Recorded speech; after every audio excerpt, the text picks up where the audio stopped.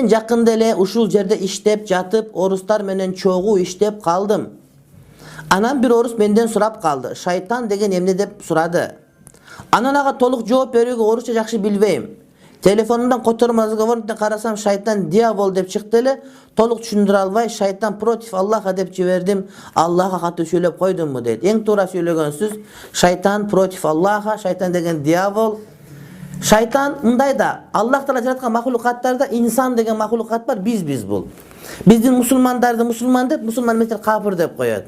Ал эми шайтан, жиндер бул өзүнчө махлукат, Кудай Таалам жараткан. Алардын капырларын шайтан деп коебуз.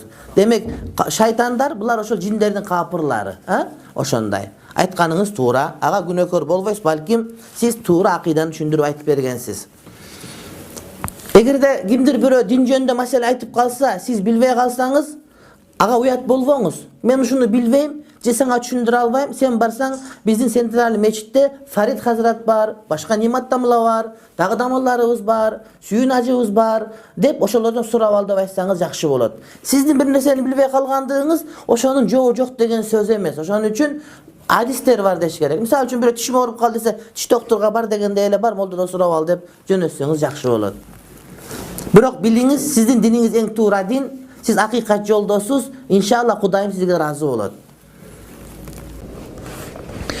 Ушуга кошумча айтыла турган сабак бул аламу шаятин, шайтандардын ааламы туурасындагы кеп.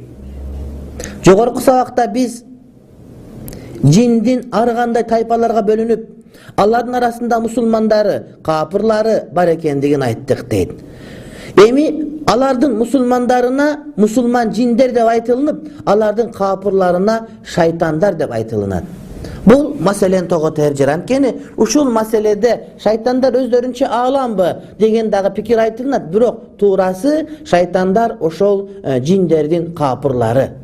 Биз капырларыбызды кафир деп айтсак инсандар, алардын капырларын шайтан деп айтат. Ал эми мусулмандарыбызды мусулман инсандар деп айтсак, алардын мусулмандарын мусулман жиндер деп айтат.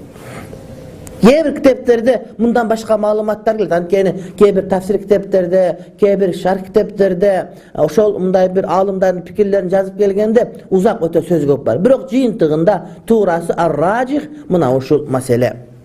Шайтандар деген кимдер десек, шайтан деген сөз араб тилинде шатана деген сөз бар. Шатана деген сөз бауда алыс болду деген сөз.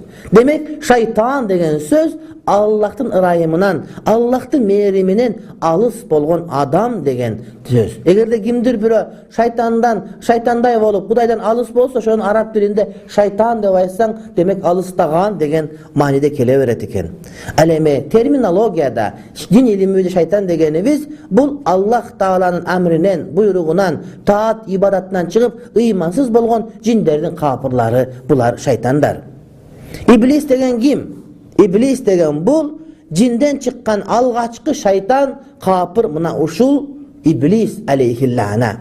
Кана минал джинни фафасака ан амри раббихи. Мына Кур'ан-ы Каримде Кахф сүрөсүнүн 50-нчы аятында айтат: Кана минал джинни, ал жиндерден эле дейт. Фафасака, ошентип динден чыкты, ан амри раббихи, Кудайдын буйругуна каршылык келтирип, ал динден чыгып кетти дейт.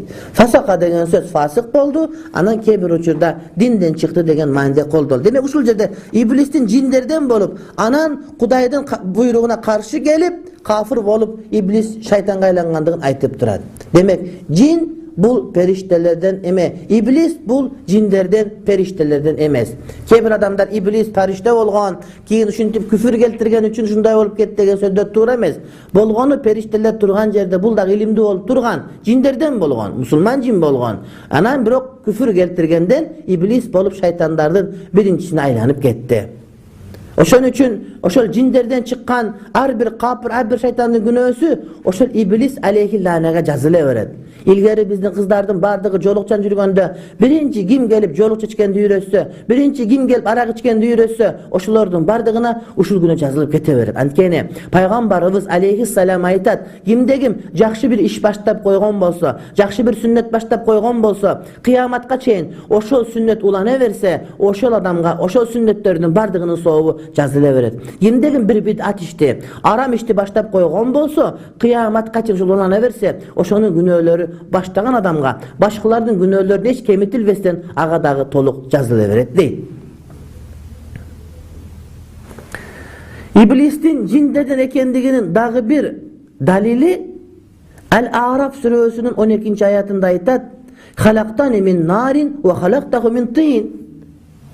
Hudaý Taala adamga secde kılgıla de periştelerge koşulup buyruk bergende, o şolda perişteler köp bolgon üçin öy perişteler degen misal üçin baldar menen kızlar aralashtursa öy baldar degende kızlar koşulup kete bergende misal üçin. O adamlar degende bardyk adam da birok baldar degende erkek baldar düşünülöt, oşon üçin oşol kızlar da koşulup kete beret. Je bolbosa aytar köpçülük perişte bolgon üçin perişteler de aytılıngan, birok oşonda iblis aytat: "Meni otton jarattın, anı topraktan jarattın" deyt. Egerde iblis perişte bolgonda meni nurdan jarattın deytle, jok. Nur emes, nardan, otton jarattın dep aytdy. Bu Kur'an-ı Kerimdeki ikinci bir dalil iblis cinlerden ekendigine. Jana başka dalildir. İkincisi perişte mesekenin dalili periştelerden bardygy ibadatga buyurulungan. Hudaý Taala sajda kıldı bardygy, birok iblis sajda kılgan jok. Demek janagı tübündögü munda sınoo var ekendigi işke açtı. İnsan dagı kede amal kılbay koygondoy, iblis amal kılbay koydu. Demek amal kılbay koygondoğun özü anın perişte mesekendiginden kabar beret.